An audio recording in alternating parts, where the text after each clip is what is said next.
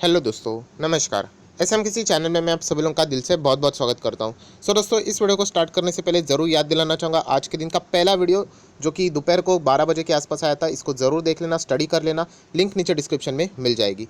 First time visit किया channel को subscribe करने के साथ साथ फ्री स्टॉक मार्केट क्लासेस को भी फॉलो कर सकते हो। लिंक ऊपर आई बटन पर या नीचे डिस्क्रिप्शन में मिल जाएगी। चलिए दोस्तों, फिलहाल इस वीडियो को स्टार्ट कर लेते हैं। दोस्तों, अभी हम लोग आ चुके हैं हमारे नॉर्मल स्क्रीन के ऊपर एंड इस वीडियो में हम लोग बात करने वाले हैं पोर्टफोलियो के बारे में। आप सभी लोगों का यहाँ पे पता है, बहुत सारे लोगों ने पोर्टफोलियो से रिलेटेड रिक्वेस्ट किया था। सर, इससे पहले आप बहुत सारे वीडियोस बनाते थे अलग अलग टाइप के पोर्टफोलियो से रिलेटेड। ये सीरीज़ वापस एक बार स्टार्ट किया जाए, इसमें बहुत कुछ चीज़ें सीखने को मिल जाती है। दोस्तों, आप सभी लोगों को पता है डिफरेंट टाइप्स के पोर्टफोलियो रहते हैं। आप चाहो तो लार्ज कैप का बना सकते हो, मिड कैप का बना सकते हो, स्मॉल कैप का बना सकते हो, हाइब्रिड बना सकते हो, डेट फ्री कंपनी का बना सकते हो। बट फिलहाल इस पोर्टफोलियो की अगर मैं बात करूँ दोस्तों, ये कौन सा पोर्टफोलियो दोस्तों? मोनोपोली स्टॉक वाला। अगर आप लोग मोनोपोली स्टॉक्स मतलब दोस्तों, इन कंपनीज के बिजनेस ऐसे हैं जिनको मतलब हमें टक्कर देने वाला कोई भी देखने को यहाँ पे अभी तक नहीं देखने को मिल रहा है। या फिर अगर होगा भी, फॉर एग्जांपल अगर होगा भी, सेम बिजनेस करते हैं तो वो बहुत ही छोटी कंपनी रहेगी। मतलब देखिए, ये कंपनी इतनी बड़ी बहुत ज़्यादा कमाती है, 1000 करोड़ कमाती है, और दूसरी कंपनी की एक बात करें, ये देखो सेम बिजनेस करती है बट बहुत ही छोटा बिजनेस है उनका। देखा गया तो इसी ने ही ज़्यादा मार्केट कैप्चर करके रखा हुआ है। आपको कॉम्पिटिटर ज़रूर मिल जाएगा बट वो नाम के लिए रहेगा, उससे ये कंपनी को कोई टेंशन की बात नहीं है। हम लोगों को यहाँ पे देखना है कि कौन से ऐसे बिजनेसेस है जो कि मोनोपोली यहाँ पे क्रिएट करते हुए देखने को मिल रहे हैं। ऐसे कंपनी के रिटर्न्स रहते हैं ना दोस्तों, वो बहुत ही कमाल के रहते हैं। यही स्टॉक्स अभी हम लोग को यहाँ पे देखने हैं। ऐसी कोई बात नहीं कि मैंने इसके जैसे वीडियोस को पहली बार नहीं बनाए, इससे पहले भी मैंने अलग अलग टाइप्स के वीडियो बनाए हैं। यहाँ पे चलिए अभी एक एक स्टॉक्स को बिजनेस वाइज देख लेते हैं। दोस्तों, पहली कंपनी यहाँ पे बहुत बार मैंने इसका जिक्र भी यहाँ पे किया, सेम जब टॉपिक मैंने कवर किया था तभी ये कंपनी 1200 के आसपास थी, जिसका नाम है पिडिलाइट इंडस्ट्री। केमिकल सेक्टर से जुड़ी हुई है एंड केमिकल एक बहुत ही बड़ा वास्ट सेक्टर है, बहुत ज़्यादा चीज़ें आप लोगों को मिल जाएगी।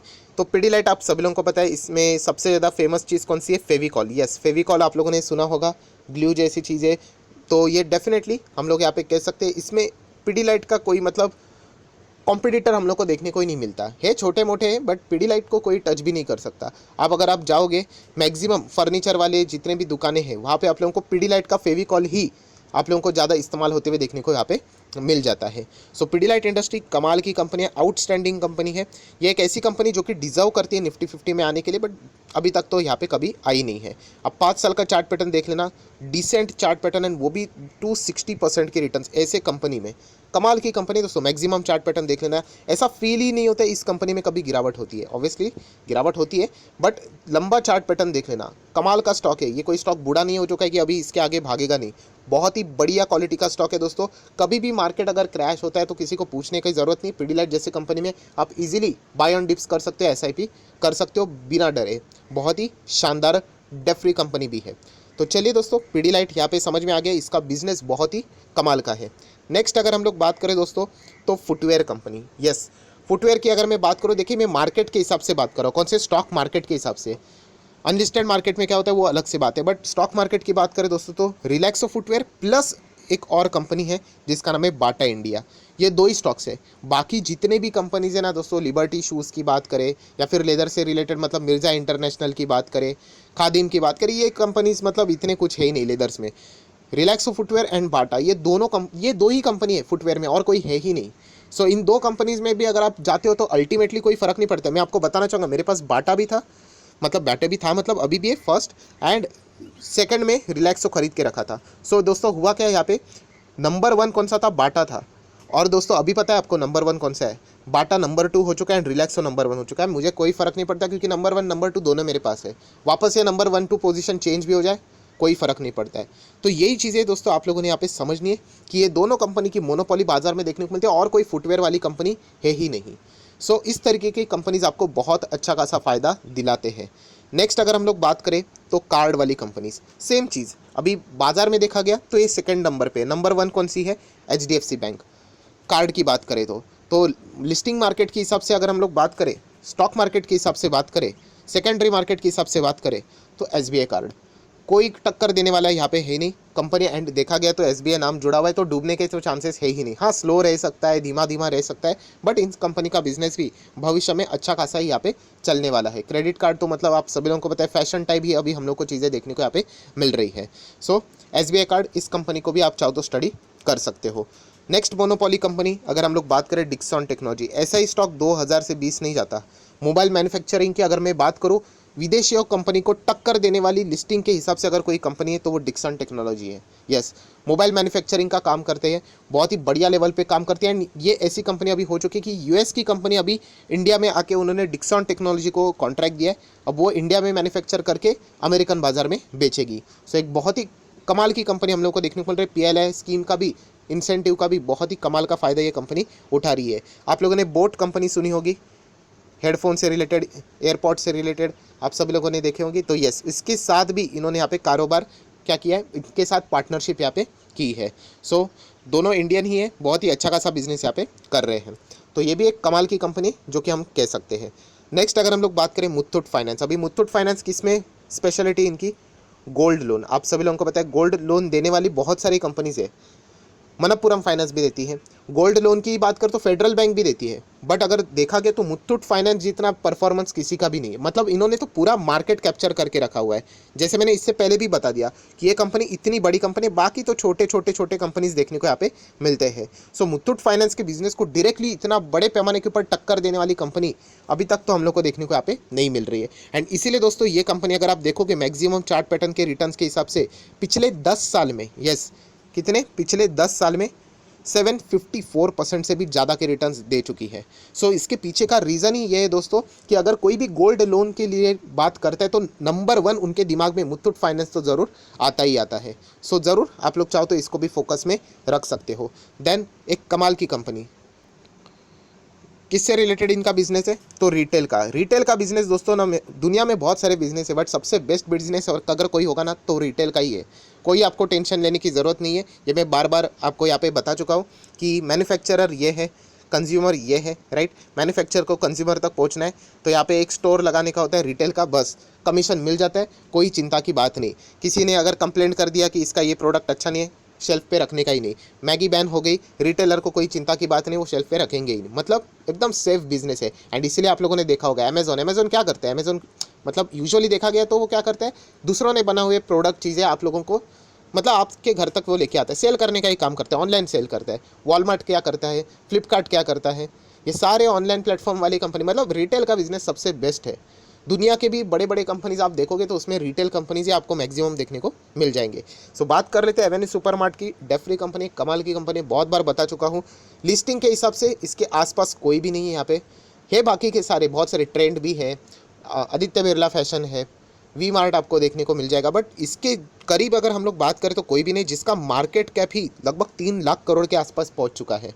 सो ज़रूर हम लोग कह सकते हैं कि डीमार्ट जैसा मतलब लिस्टिंग वाला कोई कंपनी हम लोग को अभी तक तो देखने को यहाँ पे नहीं मिला है। नंबर 1 पे रिटेल की अगर हम लोग बात करें ऑब्वियसली रिलायंस रिटेल ही है, जिसका valuation somewhere around 4 lakh crore के आसपास कैलकुलेट हो रहा था। अभी पता नहीं, अभी तो सारी चीज़ें वापस चेंज हो जाएगी क्योंकि फ्यूचर रिटेल की डील हम लोग को वहाँ पे रुकते हुए देखने को मिली है। एनीवेज वहाँ पे हम लोग नहीं जाएंगे, बट येस एवेन्यू सुपरमार्ट बहुत ही कमाल का बिजनेस यहाँ पे करता है। नेक्स्ट इस स्टॉक को हम लोग कैसे भूले, आईआरसीटीसी। सरकारी कंपनियां ज़्यादा यूजुअली रिटर्न अभी के माहौल में फिलहाल नहीं देती है, बट ये ऑब्वियसली ये कंपनी एक्सेप्शन है क्योंकि मोनोपोली बिजनेस। आप कुछ भी कर लो, कल से अगर आप यहाँ पे 10 दिन के लिए रेलवे बंद भी करोगे तो कोई अपना प्राइवेट रेलवे पटरी पे नहीं दौड़ा सकता। अगर जाना ही है तो सरकार के थ्रू ही आपको जाना पड़ेगा, चाहे आप मुकेश अंबानी हो या फिर कोई और हो। सो बताने का मेन मकसद क्या है दोस्तों, मोनोपोली बिजनेस। यहाँ पे जैसे मैंने आप लोगों को कहा कुछ बिजनेसेस ऐसे हैं जो कि कोविड के चलते खराब चल रहे थे, बट इसका बिजनेस भी खराब हो गया। बट इसको हम लोग डिनाई नहीं कर सकते क्योंकि कोई ऑप्शन अवेलेबल ही नहीं है आप लोगों के पास। हाँ, अगर आपको सब्सटीट्यूट चाहिए तो मिल जाएंगे, आप बाय रोड जा सकते हो, बाय एयर जा सकते हो, बट रेलवे जैसा जो हम लोग बात करते हैं ना, जर्नी वाली जो चीज़ रहती है affordable on and long distance, so उसके जैसा कोई सब्सटीट्यूट फिलहाल तो देखने को नहीं मिलेगा। सो आईआरसीटीसी इसीलिए हम लोगों ने देखला कि यहाँ पे इतने प्रेशर होने के बावजूद, गिरावट होने के बावजूद भी यहाँ पे गजब की तेज़ी हम लोग को देखने को मिलती है। सो दोस्तों आईआरसीटीसी के बाद अगर हम लोग आएंगे तो HLE ग्लास कोड, बहुत बार मैं इससे रिलेटेड वीडियो बना चुका हूँ। ग्लास लिक इक्विपमेंट की अगर हम लोग बात करें, अभी ये कंपनी मोनोपोली टाइप का बिजनेस यहाँ पे करते हुए देखने को मिल रहे हैं। कल का वीडियो आप लोगों ने देखा होगा GMM फॉडलर वाला भी। GMM फॉडलर एक्चुअल में मार्केट लीड कर रहा है, बट स्टॉक मार्केट के हिसाब से अभी GMM फॉडलर में ज़्यादा इन्वेस्टमेंट न जाते हुए HLE ग्लास कोड को ज़्यादा इन्वेस्टमेंट की ओर बढ़ते हुए हम लोग को देखने को यहाँ पे मिल रहा है। सो HLE ग्लास कोड भी आप लोगों ने ज़्यादा रडार के ऊपर रखना चाहिए।